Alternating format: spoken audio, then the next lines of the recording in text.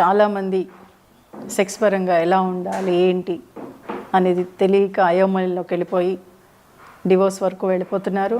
అప్పుడప్పుడు అంటే చాలామంది ఏంటంటే పెళ్ళి అయిపోయి పిల్లలు పుట్టేశారు, ఇంకా మాకు సెక్స్ కోరికలు ఏముంటాయనంట. ఏం కాదండి, హ్యాపీగా ఎక్కడికైనా వెళ్ళండి ఇద్దరూ కలిసి. ఒక అద్భుతమైన ప్రపంచాన్ని సృష్టించుకునేది మీ చేతుల్లోనే ఉంది. ఓకే, నేను చాలా వీడియోస్లో చెప్పాను, ఇప్పుడు కూడా మరలా చెప్తున్నాను. ఇద్దరు కలిసి స్నానం చేయండి, ఇద్దరు కలిసి చక్కగా బయటికి వెళ్ళండి, ఎక్కడికి వెళ్తారో మీ ఇష్టం అది.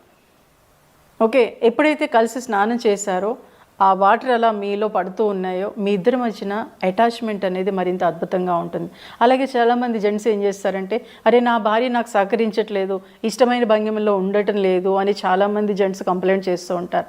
బట్ మీరు అసలు చెప్తేగా మీ భార్యకి, బయట దానితో చెప్పినప్పుడు మీ భార్యతో మీరు ఎందుకు చెప్పరు? కాబట్టి మీ భార్యతో మీరు తన స్నేహపూర్వకంగా చాలా ఫ్రీగా మాట్లాడడానికి ప్రయత్నం చేయండి. ఎప్పుడైతే అలా ప్రయత్నం చేశారో తను కూడా ఇష్టపడచ్చు.